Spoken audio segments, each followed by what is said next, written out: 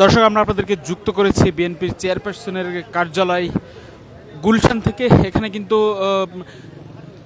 তারেক রহমানের নেতৃত্বে, অর্থাৎ বিএনপির ভারপ্রাপ্ত চেয়ারম্যান তারেক রহমানের নেতৃত্বে স্থায়ী কমিটির বৈঠক চলছিল। বৈঠক কিন্তু আরও 1 ঘন্টা বাড়ানো হয়েছে। আপনারা যেমনটি আমাদেরকে বলছিলাম, বিকাল 3টায় আসলে বৈঠক শেষে প্রেস ব্রিফিং করার কথা ছিল, কিন্তু কিছুক্ষণ আগে কিন্তু বিএনপির মিডিয়া উইংয়ের সদস্যরা কিন্তু এখানে এসে জানিয়ে গেছেন 4টার সময় আসলে যে সংবাদ সম্মেলন শুরু হবে। অর্থাৎ যে বৈঠক আসলে চলছিল দুপুর 12টা থেকে 12:30 থেকে শুরু হওয়া বৈঠক কিন্তু 3টায় শেষ হওয়ার কথা ছিল, তবে সেই বৈঠক কিন্তু আরও 1 ঘন্টা আসলে বৃদ্ধি করা হয়েছে। দর্শক, আপনারা ইতিমধ্যে জেনেছেন বিএনপির যে জাতীয় স্থায়ী কমিটির যে বৈঠক চলছে, এই বৈঠকে কিন্তু বেশ কিছু গুরুত্বপূর্ণ আসলে সিদ্ধান্ত আসতে পারে। এছাড়া কিন্তু কিছুক্ষণ আগে প্রধান উপদেষ্টা কিন্তু বৈঠক তার প্রেস ব্রিফিং করে তিনি কিন্তু ঘোষণা দিয়েছেন যে 1 সপ্তাহ সময় দিয়েছেন যে বিদ্যমান পরিস্থিতিতে জুলাই সনদ নিয়ে যে রাজনৈতিক দলগুলোর জুলাই সনদ এবং গণভোট সহ বিভিন্ন ইস্যুতে যে রাজনৈতিক দলগুলোর যে টানাপোড়েন, সেটি কিন্তু মীমাংসা করার জন্য আসলে তারা আলোচনা করে মীমাংসা করার জন্য 1 সপ্তাহ টাইম বেঁধে দিয়েছেন। এর ভিতরে যদি তারা রাজনৈতিক দলগুলো সমাধানে না আসেন, তাহলে কিন্তু তারা যে সিদ্ধান্ত নেবেন সেই সিদ্ধান্ত আসলে তাদেরকে মেনে নিতে হবে। এই বিষয়ে আসলে আলোচনা হবে বলে আমরা জানতে পেরেছি। দর্শক, আপনারা দেখছেন বিএনপির যে গুলশান কার্যালয়, চেয়ারপারসনের কার্যালয়, সেই কার্যালয় কিন্তু আপনার যে বৈঠক, সে বৈঠক কিন্তু চলছে। এখানে কিন্তু বাইরে থেকে কাউকে ঢুকতে দেওয়া হচ্ছে না। এছাড়া কিন্তু এখানে আসলে বিপুল পরিমাণ গণমাধ্যম কর্মী আসলে উপস্থিত রয়েছেন, অপেক্ষা করছেন কি সংবাদ আসলে পাওয়া যায়, এবং সেই সংবাদ কিন্তু সবাইকে জানিয়ে দেওয়ার জন্য এখানে গণমাধ্যম কর্মীরা উপস্থিত রয়েছেন।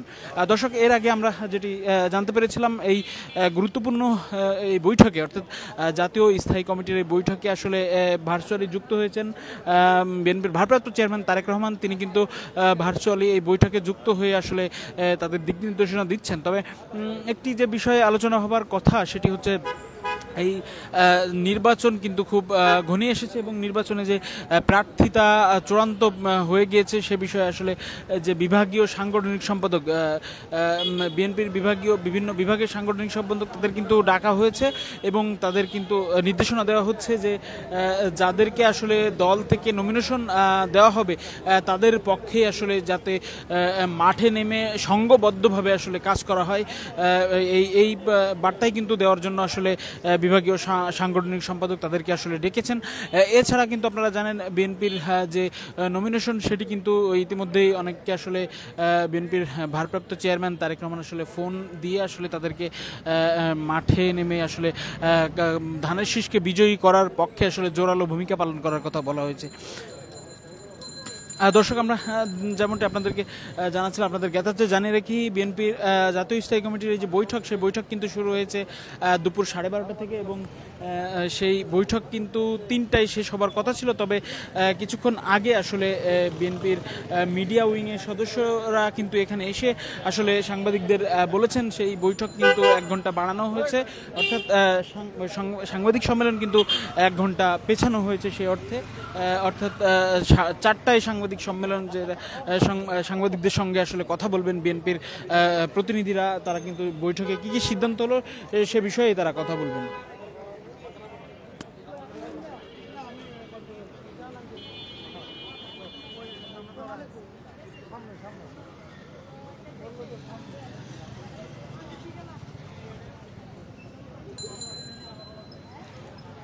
দর্শক, এছাড়া কিন্তু আরও একটি বিষয়, গুরুত্বপূর্ণ একটি বিষয় নিয়ে আলোচনা হবে।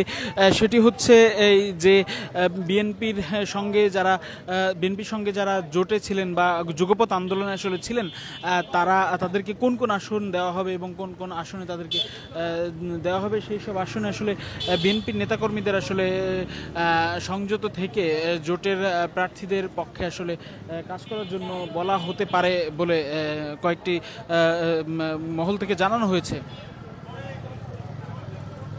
দর্শক, মোটা দাগে কিন্তু যে বিষয়গুলো আলোচনা করা হবে সেটি কিন্তু জুলাই সনদ নিয়ে যে টানাপোড়েন চলছে সে বিষয়ে সময় বেঁধে দেওয়া হয়েছে, সেটি নিয়ে আলোচনা এবং নির্বাচনের যে প্রার্থী চূড়ান্ত হয়েছে সে বিষয়ে আলোচনা এবং প্রার্থীদের বিষয়ে ঐক্যবদ্ধভাবে কাজ করার বিষয়ে আসলে যে চূড়ান্ত যে নির্দেশনা সেটি দেওয়া হবে।